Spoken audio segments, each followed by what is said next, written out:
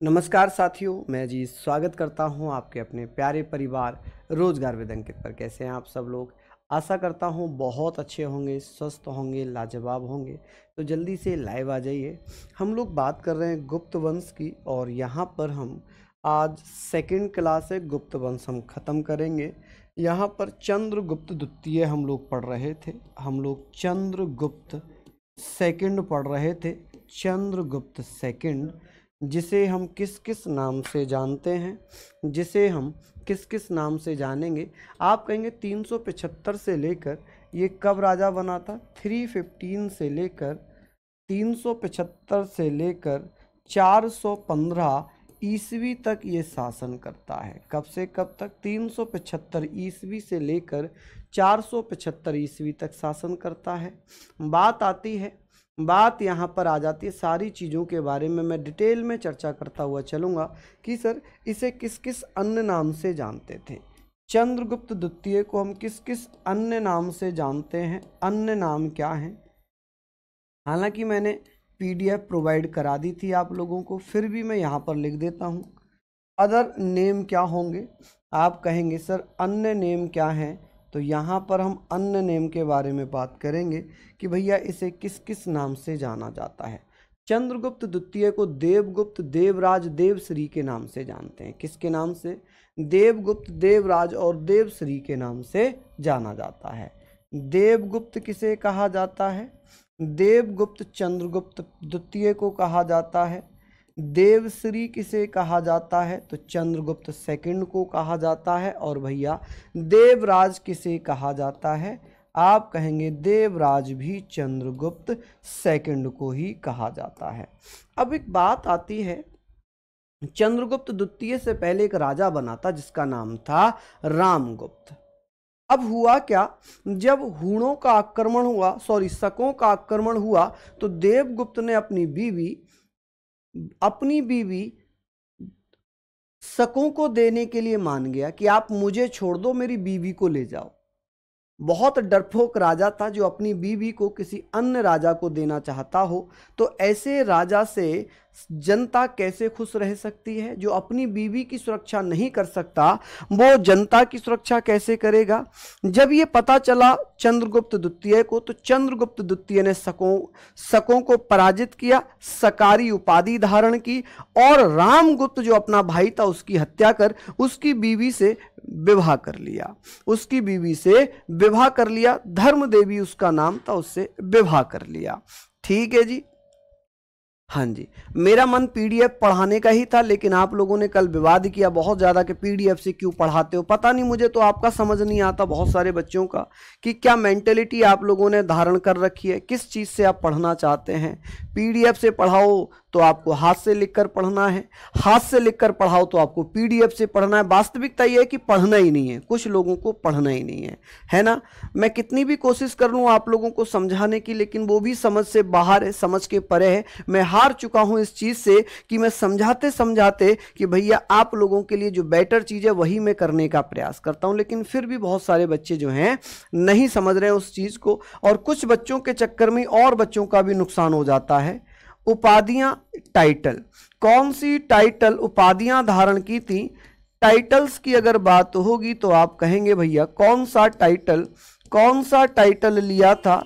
तो यहां पर कौन सी उपाधि धारण की थी? तो चंद्रगुप्त द्वितीय ने भैया विक्रमांक की, विक्रमादित्य की और परम भागवत की उपाधि धारण की थी। आप कहेंगे विक्रमांक की उपाधि धारण की थी किसकी? विक्रमांक की उपाधि धारण की थी किसकी? विक्रमांक की उपाधि धारण की। विक्रमादित्य की उपाधि धारण की किसकी? विक्रमादित्य की उपाधि धारण कर ली, विक्रमादित्य। आप कहेंगे सर विक्रमादित्य की उपाधि धारण कर ली। परम भागवत, हालांकि परम भागवत की उपाधि किसने धारण की थी? किसने धारण की थी? समुद्रगुप्त ने। याद रखना, कभी पूछा भी जाएगा तो एक ही ऑप्शन दिया होगा, चाहे तो चंद्रगुप्त द्वितीय या केवल समुद्रगुप्त, दोनों एक दिया होगा। चलिए, नहीं, मैं कुछ बच्चों की बात कर रहा हूं दुग्गल जी, कुछ बच्चों की बात कर रहा हूं। हम लोग यहाँ पर बात करेंगे। अब बात आती है कि सर चंद्रगुप्त द्वितीय से संबंधित एक स्तंभ लेख मिला है।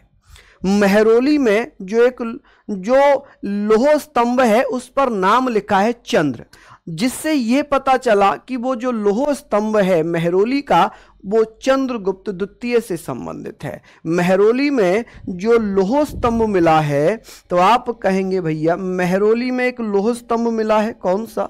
मेहरौली में एक स्तंभ, मेहरौली में क्या मिला था? मेहरौली में एक लौह स्तंभ मिला है। आपने देखा हो कुतुब मीनार के सामने लोहे का एक पिलर खड़ा हुआ है, उसे लौह स्तंभ कहते हैं।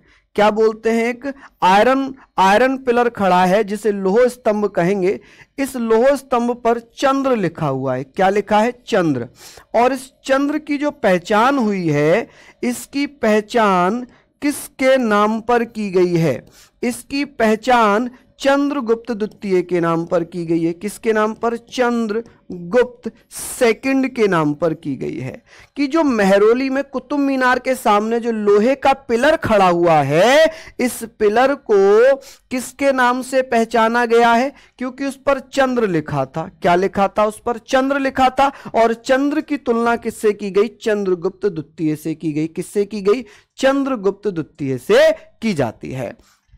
लिख लेंगे आप लोग कि भैया किससे आइडेंटिफाई किया गया है? चंद्रगुप्त सेकंड से आइडेंटिफाई किया गया है। बात करते हैं चंद्रगुप्त द्वितीय ने वैवाहिक संबंध कैसे स्थापित किए थे। यहां पर इसके वैवाहिक संबंध हम यहां पर वैवाहिक संबंधों के बारे में बात करेंगे। वैवाहिक संबंधों के बारे में हम बात करेंगे, मैरिज रिलेशन के बारे में बात करेंगे। आप कहेंगे भैया मैरिज रिलेशन, आप बताना भैया जो मैरिज रिलेशन है वो क्या होंगे, किस किस के साथ इसने विवाह किया था और कैसे इसने अपने साम्राज्य का विस्तार किया। तो ये इम्पोर्टेंट हो जाता है, ये इम्पोर्टेंट हो जाता है। यहाँ पर इम्पोर्टेंट होगा कि भैया ये बताइए जो वैवाहिक संबंध थे वो किसके साथ हुए थे। तो इसने सबसे पहले क्या किया है भैया? सबसे पहले इसने क्या किया माय डियर? तो आप कहेंगे सर इसने सबसे पहले किसके साथ संबंध स्थापित किए थे। तो आप लोग बताएंगे भैया इसने सबसे पहले किसके साथ, कौन कौन मित्र बता देंगे? चलिए बताइए। पानी कमेंट नहीं दिख रहे मुझे।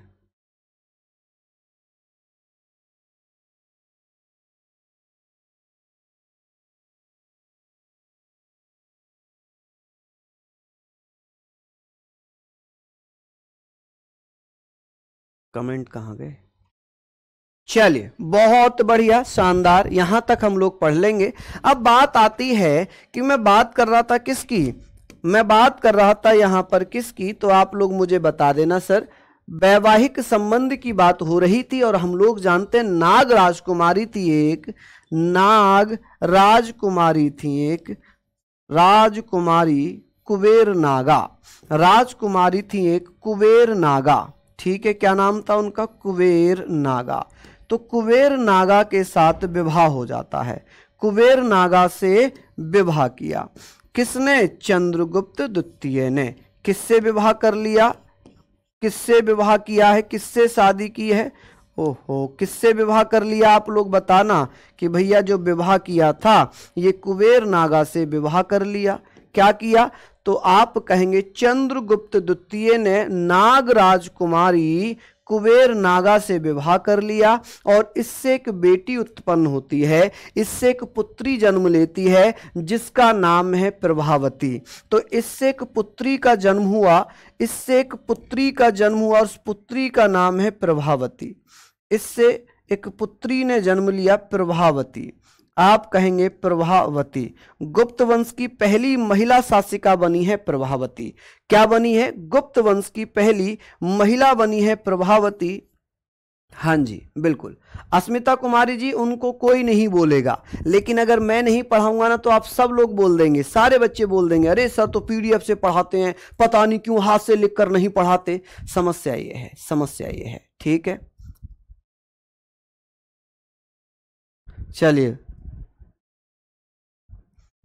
चलिए सुमित जी बिल्कुल आप इसको बनाइए। प्रभावती, प्रभावती गुप्त। ठीक है, प्रभावती गुप्त यहां पर ये जन्म लेती है। अब चंद्रगुप्त प्रथम, चंद्रगुप्त द्वितीय और कुबेर नागा की एक पुत्री है जिसका नाम है प्रभावती गुप्त। इसका विवाह किसके साथ कर देता है चंद्रगुप्त द्वितीय? तो इसका विवाह कर देता है बाकाटक वंश के राजा रुद्रसेन के साथ। तो इसका विवाह किसके साथ हो जाता है? बाकाटक वंश के राजा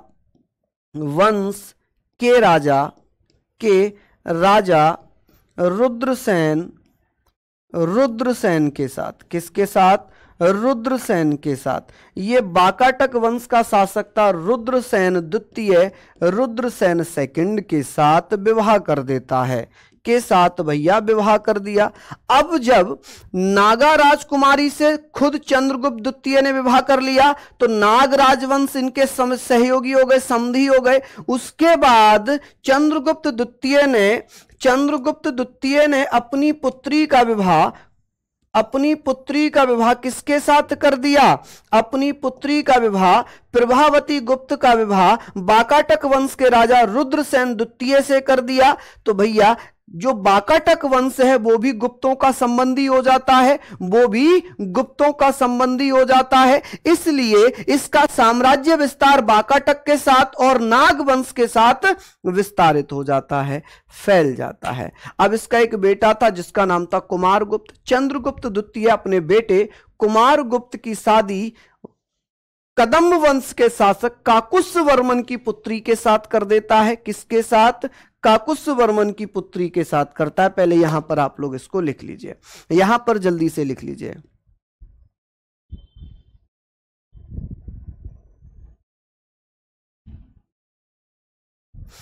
जी गोविंद जी बिल्कुल।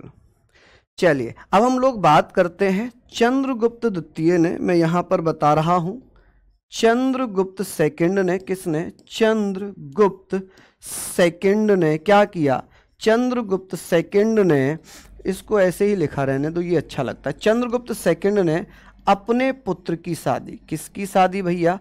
अपने पुत्र की शादी, अपने पुत्र की शादी किसके साथ कर दी? शादी किसके साथ कर दी भैया? तो आप कहेंगे कदम वंश के शासक, कदम वंश के शासक, क्या नाम था उनका? कदम वंश के शासक काकुस्स वर्मन, शासक काकुत्स वर्मन। ठीक है जी, ऐसे आप लोग लिखना, काकुत्स वर्मन की पुत्री के साथ कर दी, की पुत्री के साथ की। अब भैया कदम्ब शासक भी इसके कौन हो गए? के साथ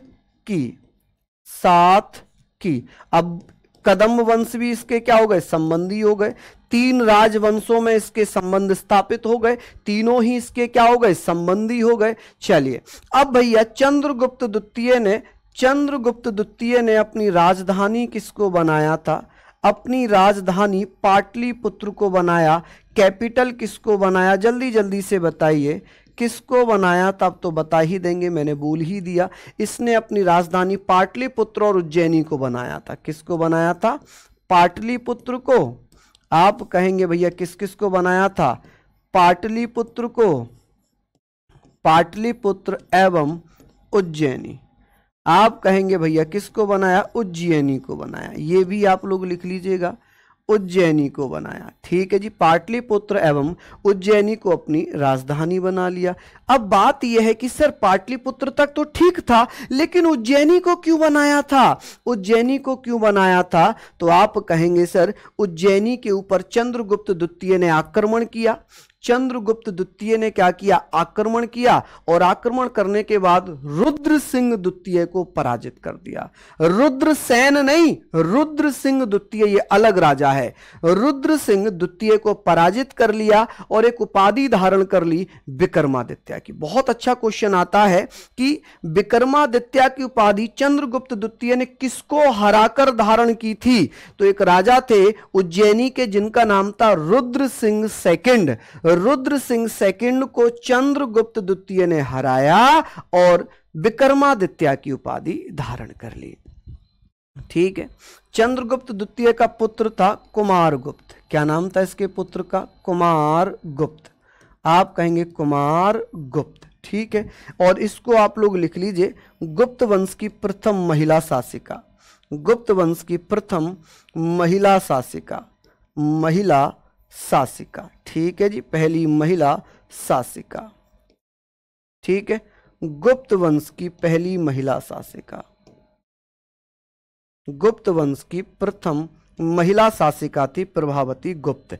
ये जरूर लिख लेना क्योंकि ये क्वेश्चन आते हैं आपके एग्जाम में। चलिए जी, यहाँ पर हमने पढ़ लिया। अब हम लोग थोड़ा सा आगे चलेंगे, थोड़ा सा आगे चलते हैं। हम बात करेंगे सर चंद्रगुप्त द्वितीय ने क्या किया, चंद्रगुप्त सेकंड ने क्या किया, चंद्रगुप्त सेकंड ने उज्जैनी शासक के ऊपर, किसके ऊपर, उज्जैनी शासक, उज्जैनी शासक, उज्जैनी शासक रुद्र सिंह के ऊपर हमला किया। किसके ऊपर, रुद्र सिंह, रुद्र सिंह के, रुद्र सिंह के, रुद्र सिंह पर हमला किया। रुद्र सिंह सेकंड पर आक्रमण कर दिया, आक्रमण किया, क्या किया, आक्रमण किया, आक्रमण किया एवं, आक्रमण किया एवं विक्रमादित्य की उपाधि धारण की। किसकी, विक्रमादित्य की उपाधि धारण की, विक्रमादित्य की उपाधि धारण कर ली, ठीक है जी। उपाधि यानी कि टाइटल धारण कर लिया। कौन सा टाइटल लिया था, टाइटल धारण किया यानी कि अडॉप्ट किया, ठीक है, धारण किया या अडॉप्ट किया, ठीक है। ये लिख लीजिएगा आप लोग भैया, धारण किया या अडॉप्ट किया कि भैया किसको पराजित करने के बाद विक्रमादित्य की उपाधि धारण की थी, तो वो कौन थे, आप कहेंगे रुद्र सिंह सेकंड को हराने के बाद विक्रमादित्य की उपाधि धारण की थी। किसकी, विक्रमादित्य की उपाधि धारण की थी। क्या ये सारी चीजें आप लोग लिख लेंगे, सारी चीजें आप लोग लिख लेंगे जल्दी जल्दी से। देखिए राजा महाराजा जो होते थे वो प्रसिद्ध राजाओं के नाम ही लिखते थे, वो प्रसिद्ध राजाओं के नाम ही लिखते थे, ठीक है जी। चलिए ये सारी चीजें आप लोगों ने लिख ली होंगी, यहाँ पर हम लोग इस पे चर्चा करेंगे, हम लोग यहाँ पर चर्चा कर लेंगे, तो इसको आप लोग पढ़ लीजिएगा। चलिए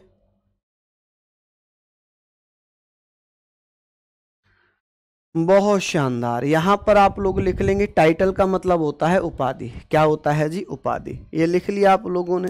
अब हम लोग इन चीज़ों पर चर्चा करते हैं कि सर ये बताइए विक्रमादित्य का अर्थ क्या होता है। जो ये विक्रमादित्य की उपाधि धारण की थी, विक्रमादित्य, कि भैया विक्रमादित्य का अर्थ क्या है, अर्थ क्या होगा, इसका मीनिंग क्या होगा। अर्थ पूछ ले या इसका मीनिंग पूछ ले तो आप क्या कहेंगे भैया, इसका मीनिंग क्या होने वाला है। तो यहाँ पर हम लोग बात करेंगे कि विक्रमादित्य का अर्थ या मीनिंग है पराक्रम का सूर्य। क्या है जी, पराक्रम का सूर्य, पराक्रम का सूर्य, ठीक है। क्या हो जाएगा, पराक्रम का सूर्य। चलिए बहुत बढ़िया, शानदार। तो हम लोग बात करेंगे सर पराक्रम का सूर्य। अब बात ये आती है कि सर भारतीय अनुश्रुति में चंद्रगुप्त द्वितीय को सकारी कहा गया। क्या कहा गया, सकारी कहा गया। जब उसने शकों को पराजित किया, शकों को पराजित करने के कारण चंद्रगुप्त द्वितीय ने सकारी उपाधि धारण की और चांदी के सिक्के चलाए, व्याघ्र शैली के चांदी के सिक्के चलाए, ठीक है जी। हम लोग बात कर लेते हैं कि भैया शकों को किसने हराया था, चंद्रगुप्त द्वितीय ने। आप यहां पर लिखना चंद्रगुप्त द्वितीय ने किसको हराया था, तो चंद्रगुप्त सेकंड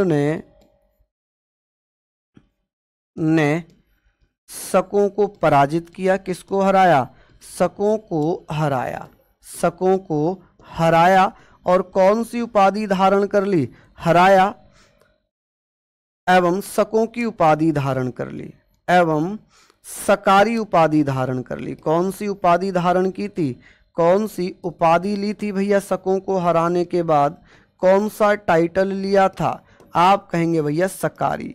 कौन सी उपाधि धारण की थी, सकारी उपाधि धारण कर ली, सकारी उपाधि धारण कर ली, ठीक है जी। और चांदी के सिक्के चलाए।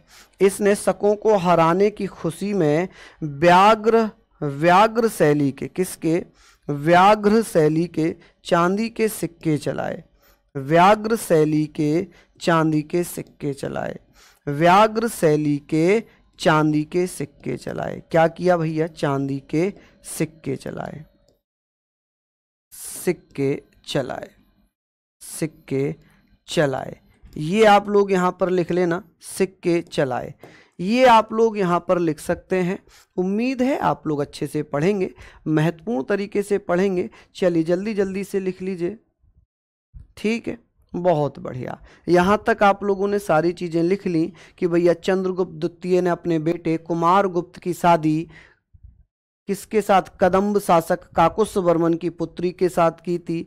इसने अपनी राजधानी को पाटलिपुत्र बनाया, उज्जैनी बनाया।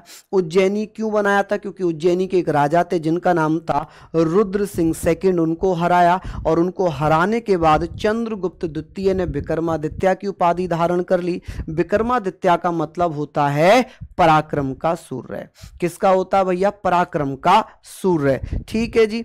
अब चंद्रगुप्त द्वितीय ने शकों को हराया और शकों को हराने के उपलक्ष्य में व्याघ्र शैली के चांदी के सिक्के चलाए, ठीक है। चांदी के सिक्के चलाने वाला गुप्त वंश का पहला शासक था चंद्रगुप्त द्वितीय, चंद्रगुप्त द्वितीय। अब इसके दरबार में, चंद्रगुप्त द्वितीय के दरबार में 9 रत्न रहते थे, 9 रत्न रहते थे, जैसे कालिदास, अमर सिंह, घटकर पर, धनवंतरी, शंकु। मैं लिखवाऊंगा अब इन सबको, चलिए लिख लेंगे। यहां तक आप लोग जल्दी से बताइए। हाँ जी, नोट्स भैया मैं डाल रहा हूँ, डेली डाल रहा हूँ, और ये तो मैंने अपडेट नोट्स डाल ही दिए हैं, ग्रुप में ही डाल दिए हैं आपके, है ना। चलिए अब बात करेंगे यहाँ पर चंद्रगुप्त के दरबार में, चंद्रगुप्त के दरबार में नवरत्न कौन कौन थे, दरबार में नवरत्न, ठीक है जी, नवरत्न कौन कौन थे, नवरत्न। तो आप क्या कहेंगे भैया, 9 कवि थे जो इसके दरबार में थे। सबसे पहले आते हैं, बहुत इम्पोर्टेंट है, पूछा जाता है, तो आप कहेंगे भैया एक है कालिदास। कौन है जी, कालिदास। आपको मैंने स्टार्टिंग में ही बताया था, मेघदूत, रघुवंशम, अभिज्ञान शाकुंतलम, ये सब किसने लिखे हैं, कालिदास ने लिखे हैं।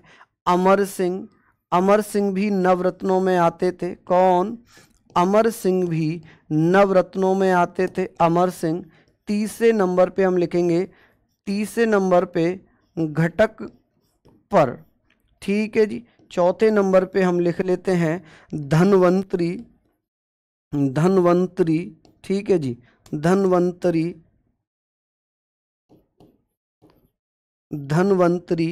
ठीक है, धनवंतरी। 5वें नंबर पे हम लिख लेते हैं शंकु, 5वें नंबर पे हम शंकु लिख लेते हैं।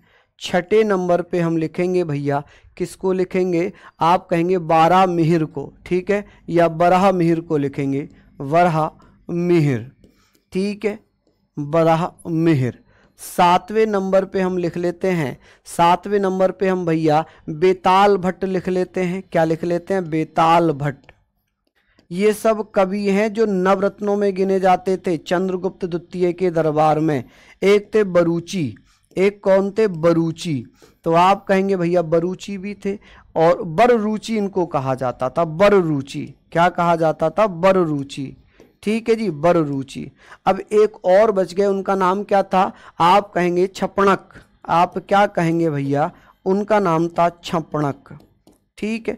तो ये नवरत्न थे जो चंद्रगुप्त द्वितीय के दरबार में, चंद्रगुप्त सेकंड के दरबार में रहते थे, चंद्रगुप्त सेकंड के दरबार में रहते थे। अब चंद्रगुप्त सेकंड के दरबार में भैया विक्रमादित्य के में कौन विदेशी यात्री आया था, चलिए जल्दी जल्दी से बताइए।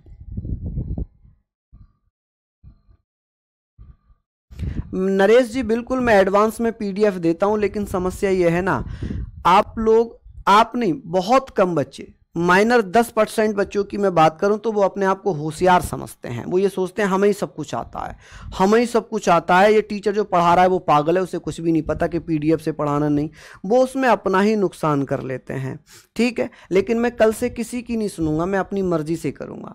ठीक है, मैं अपनी मर्जी से पढ़ाऊंगा। कौटिल्य मौर्य वंश में था, मैं पढ़ा चुका हूँ। ठीक है, यहाँ पर हम लोग बात करते हैं कि चंद्रगुप्त मौर्य के दरबार में कौन आया था, दरबार में कौन चीनी यात्री आया था। आप कहेंगे भैया एक चीनी यात्री आया था जिसका नाम था फाहियान। क्या नाम था? फाहियान। आप कहेंगे फाहियान। ठीक है जी, फाहियान चीनी यात्री था। और ये कहाँ से आया था? तो ये चाइना से आया था। 399 से लेकर 414 तक ये भारत में रहा। 399 ईस्वी से लेकर 414 ईस्वी तक ये भैया भारत में रहा। अब इसने भारत में कहाँ कहाँ की यात्रा की? ये नालंदा गया, राजगृह गया, वैशाली गया, ये श्रावस्ती गया, कपिलवस्तु गया, बोध गया गया। ठीक है, तो ये ऐसे आप लोग लिख लेंगे।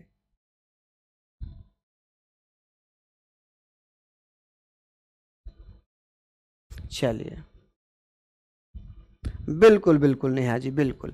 लेकिन दिक्कत है ना, ग्रुप में तो आप लोग भी सपोर्ट नहीं करते। जब कोई बच्चा डाल देता है कि हमें पीडीएफ से नहीं पढ़ना, हाथ से पढ़ना है, तो उसमें आप लोग बोलते ही नहीं कि हाँ हमें पीडीएफ से पढ़ना है। जब आप लोग वहाँ बोलेंगे ही नहीं, केवल एक बच्चा बोल रहा है, उसमें भी 2-3 लाइक आप लोग कर रहे हो, तो मैं ये सोचूंगा कि शायद आप लोग पीडीएफ से नहीं पढ़ना चाहते। आप लोग वहां लिखो कि भैया मुझे पीडीएफ से पढ़ना है। आप लोग उसको बताओ कि जितनी संख्या ज़्यादा होगी मैं वैसे ही तो करूंगा। आप लोग खुद सपोर्ट नहीं करते हो ग्रुप में कि भाई पीडीएफ से पढ़ना नहीं पढ़ना है।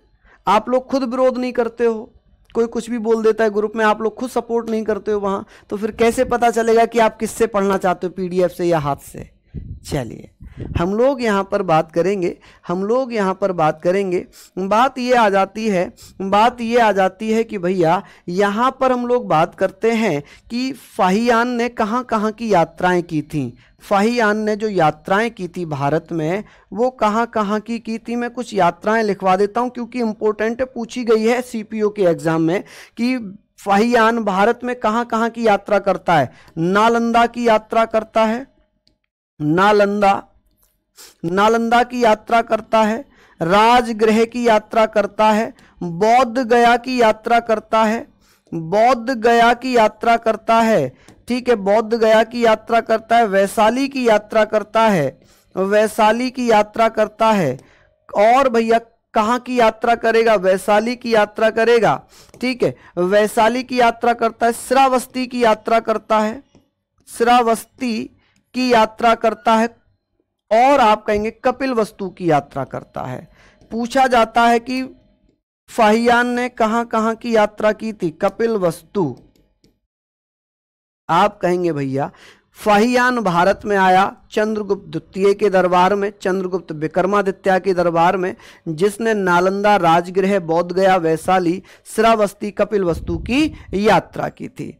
चलिए, बहुत बढ़िया, चलिए, बहुत शानदार, लाजवाब। हम लोगों ने यहाँ पर लिख लिया है जी, सारी चीज़ें हम लोगों ने लिख ली। आगे हम लोग बात करेंगे, ये सारी चीज़ें आप लोगों ने लिख ली हैं। चलिए,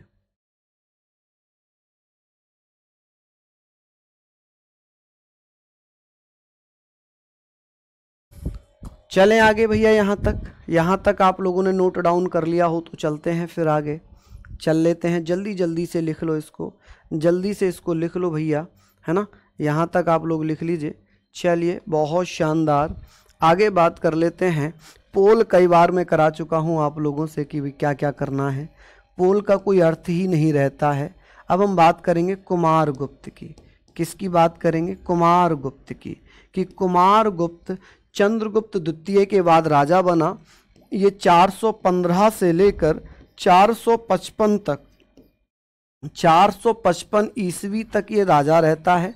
455 ईस्वी तक ये राजा रहता है।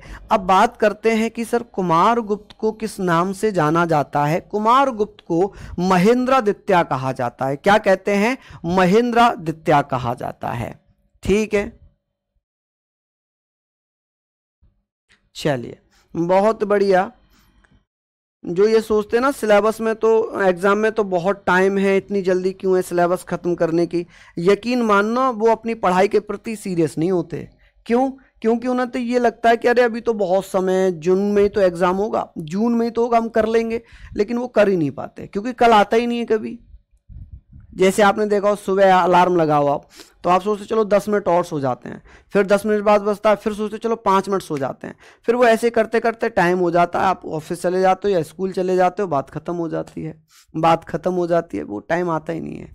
जब तक मन को नहीं बनाओगे कि हमें अभी पूरी तैयारी अभी से करनी है, समय को आप नहीं देखो। ठीक है, इसका अन्य नाम क्या था कि भैया इसे अन्य किस नाम से जानते थे? अन्य नाम, अन्य नाम। तो आप कहेंगे भैया इसका अन्य नाम क्या है? तो इसका अन्य नाम है महेंद्रदित्या। क्या नाम है? महेंद्रदित्या। कि भैया महेंद्रदित्या किसे कहा जाता था? तो आप कहेंगे सर कुमार गुप्त को कहा जाता था। किसे? कुमार गुप्त को कहते थे। कुमार गुप्त ने कौन कौन सी उपाधियां धारण की थीं? इसने कौन सी उपाधियां धारण की थीं? यहां पर हम लोग बात करेंगे उपाधियां। अभी हम लोग यहाँ पर बात कर रहे हैं टाइटल्स की, उपाधियों की। तो आप लोग मुझे बताइएगा टाइटल्स कौन कौन से इसने धारण किए थे, कि भैया इसने कौन से टाइटल्स धारण किए थे। जैसे कि कुमार गुप्त ने अपने आप को क्या कहा? श्री महेंद्र, महेंद्र अश्वमेघ। ये किसने कहा था? श्री महेंद्र। अपने आप को गुप्त वंश का कौन सा शासक था जो श्री महेंद्र कहता था? महेंद्र अश्वमेघ कहता था, महेंद्र अश्वमेघ कहता था। तो आप कहेंगे वो था भैया कुमार गुप्त। अश्वमेघ कहता था। क्या कहता था जी? अश्वमेघ। कि कुमार गुप्त जो 415 से 455 ईस्वी तक शासन करता है, जिसने श्री महेंद्र की उपाधि धारण की थी, जिसने महेंद्र अश्वमेघ की उपाधि धारण की थी। ठीक है, कुमार गुप्त के बारे में बहुत सारी चीजें मैं आपको बताने वाला हूं। ठीक है, यहां पर हमने पढ़ लिए कि गुप्त वंश में सबसे ज्यादा जो अभिलेख मिले, सबसे ज्यादा जो इनस्क्रिप्शन मिले हैं, सबसे ज्यादा जो इनस्क्रिप्शन मिले हैं वो कुमार गुप्त के ही मिले हैं। सबसे ज्यादा जो गुप्त अभिलेख हैं वो इसी के प्राप्त हुए हैं। ठीक है, गुप्त वंश में सबसे ज्यादा अभिलेख किसके प्राप्त हुए? सबसे ज्यादा अभिलेख किसके मिले हैं? कुमार गुप्त के मिले हैं। सबसे ज्यादा अभिलेख किसके प्राप्त हुए हैं? अभिलेख यानी कि इनस्क्रिप्शन। इनस्क्रिप्शन किसके मिले हैं? तो आप कहेंगे इनस्क्रिप्शन किसके सबसे ज्यादा मिले? तो वो भी कुमार गुप्त के मिले। सबसे ज्यादा अभिलेख किसके मिले हैं गुप्त वंश में? कुमार गुप्त के मिले। किसके? कुमार गुप्त के मिले हैं। कुमार गुप्त के शासन की जो जानकारी है वो किन किन अभिलेखों से प्राप्त होती है? जैसे कि अगर मैं बात करूं, जैसे कि मैं बात करता हूं, विल्सड अभिलेख मिला, मंदसौर अभिलेख मिला, कर्मदंडा अभिलेख मिला। इन सभी में कुमार गुप्त के शासन की जानकारी दी गई है। ठीक है जी, इंफॉर्मेशन अबाउट कुमार गुप्त रूल। तो आप कहेंगे कुमार गुप्त के शासन की जानकारी, शासन यानी कि रूल की जानकारी, शासन बोलते हैं ना, रूल की जानकारी किस किस से प्राप्त हुई है? आप कहेंगे इंफॉर्मेशन किससे मिली है? इंफॉर्मेशन किस किस से प्राप्त हुई? जानकारी किससे प्राप्त हुई है? तो आप बता देना भैया किससे प्राप्त हुई है, कौन कौन से अभिलेख मिले हैं। जैसे विल्सड अभिलेख मिला है। कौन सा? विल्सड। आप कहेंगे विल्सड अभिलेख मिला, विल्सड इंस्क्रिप्शन मिला, जिससे कुमार गुप्त की शासन की जानकारी प्राप्त हो गई।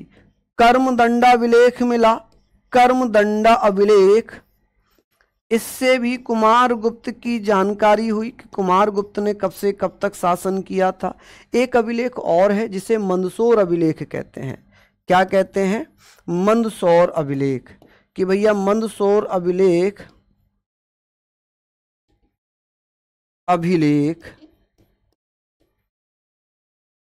अभिलेख इसमें किसके विषय में जानकारी मिली थी? तो आप कहेंगे भैया इसमें किसके बारे में जानकारी मिली? कुमारगुप्त के शासन के बारे में जानकारी मिली। अब बात करते हैं कि भैया मध्य भारत में जो सिक्के चले थे, सिक्के, चांदी के सिक्के, रजत सिक्के किसने चलाए थे? इसी ने चलाए थे, इसी ने चलाए थे। अब इसने क्या किया, जो गरुड़ प्रकार की मुद्रा समुद्रगुप्त ने चलाई थी, उस मुद्रा के स्थान पर मयूर प्रकार की या मोर आकृति की मुद्रा चलाई। कुमारगुप्त ने क्या किया, गरुड़ मुद्रा के आधार, गरुड़ मुद्रा के स्थान पर, गरुड़ मुद्रा, करेंसी बोलते हैं ना, गरुड़ करेंसी, गरुड़ करेंसी के स्थान पर, स्थान पर मयूर आकृति की मुद्रा चलाई, मयूर आकृति की मुद्रा चलाई, मयूर आकृति की मुद्रा चलाई। क्या चलाई? मयूर आकृति की मुद्रा चलाई। चलिए यहां पर आप लोग लिख लीजिएगा, यहां पर आप लोग इन चीजों को लिख लीजिएगा। अब बात करते हैं कि इसने एक यज्ञ किया था अश्वमेघ, इस कारण इसका नाम भी महेंद्र अश्वमेघ पड़ जाता है कि इसने एक यज्ञ किया कि चंद्रगुप्त के, यहां पर चंद्रगुप्त द्वितीय का बेटा था कुमारगुप्त, जिसने अश्वमेघ यज्ञ किया। कौन सा यज्ञ किया? अश्वमेघ यज्ञ किया। और अश्वमेघ यज्ञ करने के बाद राजा चक्रवर्ती राजा कहलाता था।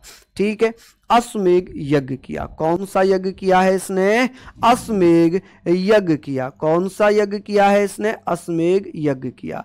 चलिए लिख लीजिए आप लोग, जल्दी जल्दी से नोट डाउन कर लीजिए। आगे हम बात करेंगे, आगे हम कुछ इंपॉर्टेंट एग्जाम ओरिएंट फैक्ट पढ़ने वाले हैं कि भैया ये बताइए, ये बताइएगा, यहां तक आप लोगों ने लिख लिया कि कुमारगुप्त के समय इसके बेटे स्कंदगुप्त ने पुष्यमित्रों को पराजित किया था। किसको पराजित किया था? पुष्यमित्रों को पराजित किया। चलिए लिख लेंगे आप लोग यहां पर। आगे बात करते हैं कि कुमारगुप्त ने ही बिहार में एक नालंदा विश्वविद्यालय की स्थापना की। नालंदा विश्वविद्यालय को ऑक्सफोर्ड ऑफ महायान कहा जाता है। क्या कहते हैं जी? ऑक्सफोर्ड ऑफ महायान कहते हैं। चलिए अब बात करते हैं कि कुमारगुप्त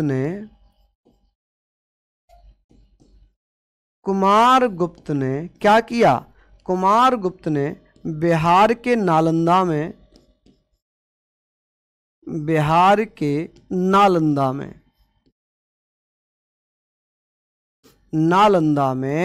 नालंदा विश्वविद्यालय बनाया। कौन सा? नालंदा विश्वविद्यालय बनाया। नालंदा विश्वविद्यालय की स्थापना की, नालंदा यूनिवर्सिटी बना दी, विश्वविद्यालय बनाया। और इसे क्या कहते हैं? की स्थापना की, स्टैब्लिश किया, स्थापना की। इसे क्या कहते हैं? इसे ऑक्सफोर्ड ऑफ महायान कहते हैं। क्या कहते हैं? ऑक्सफोर्ड ऑफ महायान कहते हैं। Oxford of Mahayana. महायान कौन थे? तो आप कहेंगे सर बौद्ध धर्म में जो महासंघिक लोग थे उन्होंने महायान शाखा बनाई थी। तो नालंदा में अधिकतर महायान शाखा के ही लोग थे, बौद्ध भिक्षु थे, इसलिए नालंदा विश्वविद्यालय को ऑक्सफोर्ड ऑफ महायान भी कहा गया। अब भैया कुमारगुप्त का उत्तराधिकारी कौन बना? इसका उत्तराधिकारी कौन बन जाता है? तो इसका उत्तराधिकारी बन जाता है जिसका नाम है जी, उत्तराधिकारी था स्कंदगुप्त। क्या नाम था? स्कंदगुप्त। स्कंदगुप्त। आप कहेंगे भैया इसका उत्तराधिकारी स्कंदगुप्त है। अब स्कंदगुप्त राजा बनेगा। स्कंदगुप्त ने क्या किया? पुष्यमित्रों को पराजित कर दिया। एक भीतरी स्तंभ लेख है। भीतरी स्तंभ लेख ये कहता है कि स्कंदगुप्त के समय हूणों ने आक्रमण किया। किसने? हूणों ने आक्रमण किया। एक और अभिलेख है जूनागढ़ अभिलेख, ये कहता है कि स्कंदगुप्त ने हूणों को पराजित किया था। हूणों को मलेच्छ कहा गया था। क्या कहा गया था? मलेच्छ कहा गया था। यहाँ पर ऑक्सफोर्ड में इसमें सभी विषय पढ़ाए जाते थे, लेकिन उस समय बौद्ध धर्म का ज्यादा प्रचार था, तो बौद्ध धर्म से सारी चीजें होती थी, इसीलिए इसे ऑक्सफोर्ड ऑफ महायान कहा गया था, ऑक्सफोर्ड ऑफ महायान कहा गया था। चलिए, हाँ जी, साधना जी धन्यवाद भैया। चलिए आगे बात करते हैं।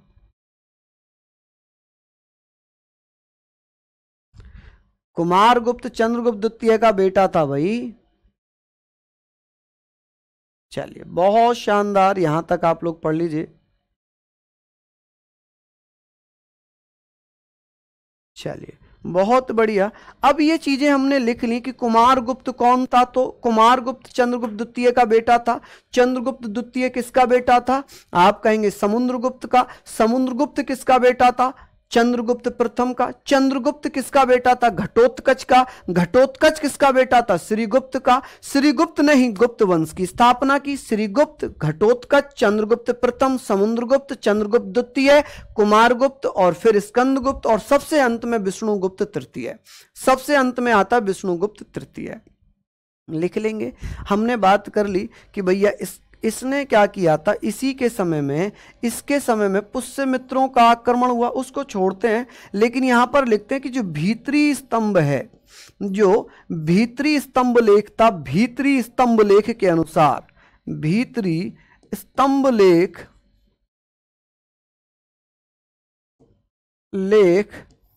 के अनुसार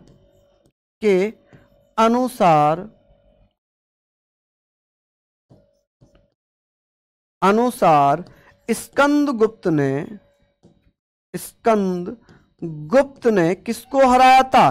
स्कंदगुप्त ने हूणों को पराजित किया था। किसको? हूणों को हराया था। हूणों को हराया, ठीक है, हूणों को हराया। हूणों को मलेच्छ कहा जाता था। क्या कहते थे इसे? मलेच्छ कहते थे। मलेच्छ कहा गया, कहते नहीं है, बहुत गंदे रहते थे घर में। हम जब नहीं नहाते हैं तो मम्मी कहती है मलेच्छ है, बिल्कुल नहाता धोता नहीं है, है ना। तो हूणों को मलेच्छ कहा जाता था। एक जूनागढ़ अभिलेख है, जूनागढ़ अभिलेख में भी लिखा हुआ है।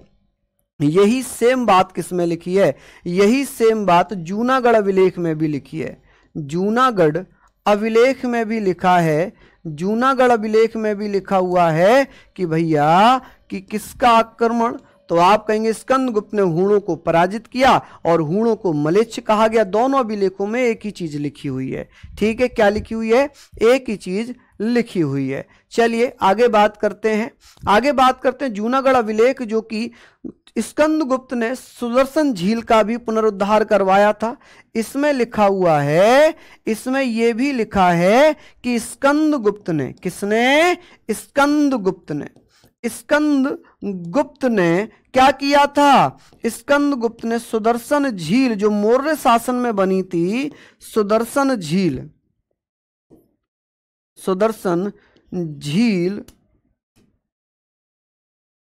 झील का पुनरुद्धार किया। क्या किया भैया? पुनरुद्धार का मतलब है उसको दोबारा से जीवित किया, ठीक है जी। पुनरुद्धार किया, तो पुनरुद्धार कर दिया भैया, मरम्मत करवा दी। मरम्मत, आप कहेंगे क्या हो गई भैया? मरम्मत हो जाती है। क्या हो जाती है? मरम्मत हो जाती है। सारी चीजें हम लोग यहाँ पर लिख लेंगे, ठीक है। आगे बात करते हैं, आगे बात कर लेते हैं सारी चीजों पर कि भैया ये बताइए कि स्कंदगुप्त ने नए सिक्के चलाए। इसने नए सिक्के कौन से चलाए थे? इसने कौन से सिक्के चलाए थे? तो आप कहेंगे भैया इसने नए सिक्के चलाए, और वो कौन से थे? वो वृषभ शैली के सिक्के थे। पूछा जाएगा वृषभ शैली के सिक्के किसने चलाए थे? गुप्त वंश में वृषभ शैली के सिक्के किसने चलाए थे? वृषभ शैली के सिक्के किसके द्वारा चलाए गए थे? तो आप कहेंगे भैया वो स्कंदगुप्त ने ही चलाए थे। स्कंदगुप्त ने ही वृषभ शैली के सिक्के चलाए थे। चलिए बहुत बढ़िया। अब बात करते हैं, यहाँ तक हमने लिख लिया। चलिए बहुत शानदार। अब गुप्त वंश में ही अगर मैं बात करूं कि गुप्त वंश में ही सबसे पहले सती प्रथा के बारे में बात होगी। सती प्रथा का पहला उल्लेख कहाँ पर किया गया है? तो सती प्रथा का उल्लेख भानुगुप्त के ऐरण अभिलेख में किया जाता है। लिख लो इसको जल्दी से कि भैया ये बताओ, गुप्त वंश में एक अभिलेख था, एक अभिलेख है ऐरण अभिलेख, ऐरण अभिलेख, ऐरण इंस्क्रिप्शन। इसमें क्या लिखा है? ये किसका था? भानुगुप्त का। ये किसका है? भानुगुप्त का है। और ये 510 ईस्वी का माना गया है। कब का? 510 ईस्वी का माना गया है। इसमें सती प्रथा के उल्लेख हैं। सती प्रथा आप जानते हैं?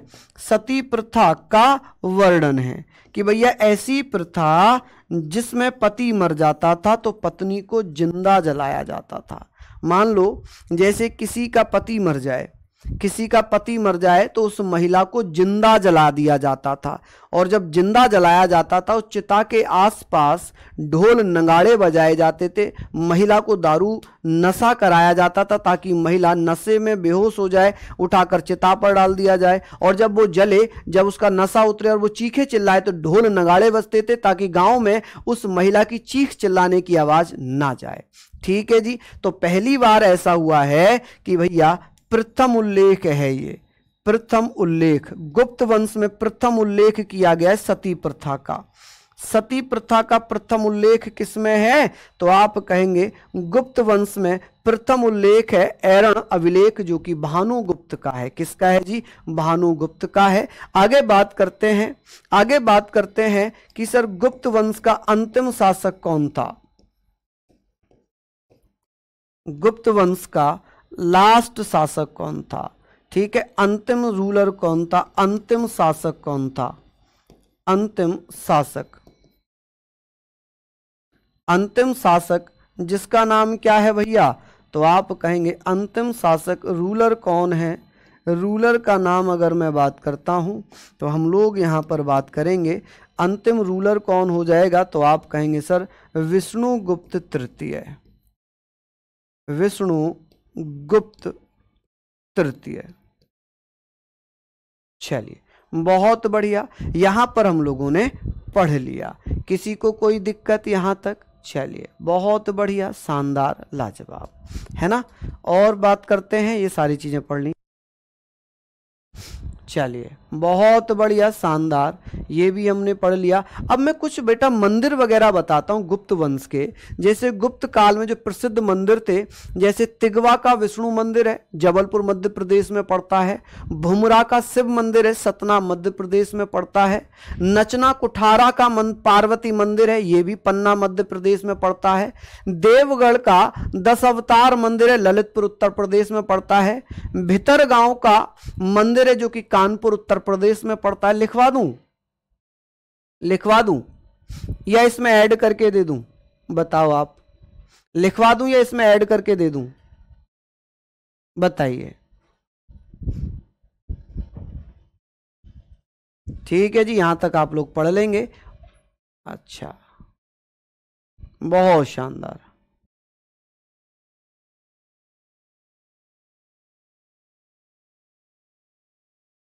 चलिए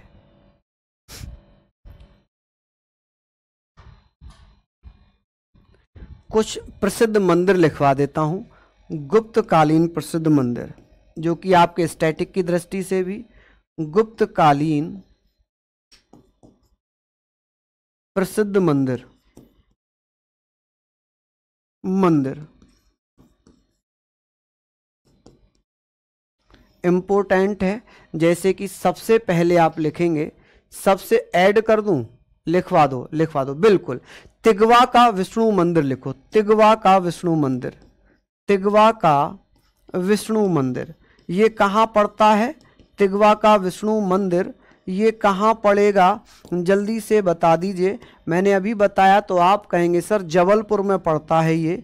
और जबलपुर कहाँ है? जबलपुर है जी एमपी, मध्य प्रदेश में। कहाँ पर है जी? एमपी में है। ठीक है, आगे चल लेते हैं, आगे चल लेते हैं। यहाँ पर नेक्स्ट है भैया भुमरा का शिव मंदिर, भुमरा का शिव मंदिर, भुमरा का शिव मंदिर, शिव मंदिर, शिव मंदिर कहाँ पर है जी ये? तो आप कहेंगे सर सतना मध्य प्रदेश में। सतना मध्य प्रदेश में। ठीक है, आगे चलते हैं। आगे चलते हैं, एक मंदिर और है जिसे नचना कुठारा का पार्वती मंदिर बोलते हैं। क्या बोलते हैं? नचना कुठारा का पार्वती मंदिर। पार्वती मंदिर ये पन्ना मध्य प्रदेश में होगा। कहां पर है जी? पन्ना मध्य प्रदेश में है। पन्ना मध्य प्रदेश में। ठीक है, ये लिख लेंगे। एक है भैया देवगढ़ का दशावतार मंदिर। देवगढ़ का दशावतार मंदिर, ये कहां पर होगा? उत्तर प्रदेश के देवगढ़ में। कहां पर है? ललितपुर में एक जगह पड़ती है देवगढ़, ललितपुर। ललितपुर जिला है ना, ललितपुर। कहां पर है ये? यूपी में। कहां पर है जी? ये यूपी में है। चलिए आगे बात कर लेते हैं। भीतरी गांव का मंदिर। भीतर गांव, इसे भीतर गांव का मंदिर बोलेंगे। भीतर गांव का मंदिर ये कहां पर होगा? ईंटों से बना पहला मंदिर है ये। ईंटों का बना पहला मंदिर है भीतर गांव का मंदिर। और ये कहां पर है? कानपुर में। कहां पर है जी? ये कानपुर उत्तर प्रदेश में। कानपुर उत्तर प्रदेश में है। ठीक है जी। भीतर गांव का मंदिर पहला ऐसा मंदिर है जो ईंटों से बना है। किससे बना है? ईंटों से बना है। सतना में है भैया, सतना में। चलिए लिख लेंगे आप लोग यहां तक। जल्दी से बताइए, जल्दी से बताइए। यहाँ तक आप लोगों ने लिख लिया होगा। ओके, उम्मीद है यहाँ तक आप लोगों ने पढ़ लिया होगा। तो ये आज का गुप्त साम्राज्य खत्म। कल हम लोग बात करेंगे कुछ महत्वपूर्ण वंशों की, कुछ महत्वपूर्ण संस्थापकों की, उनकी राजधानियों की। बस केवल वंश, संस्थापक, राजधानी ऐसे पढ़ेंगे। इसके बाद फिर हम परसों से मध्यकालीन इतिहास स्टार्ट कर लेंगे। ठीक है, तो सभी को बहुत बहुत धन्यवाद। नमस्कार, जय हिंद, जय भारत।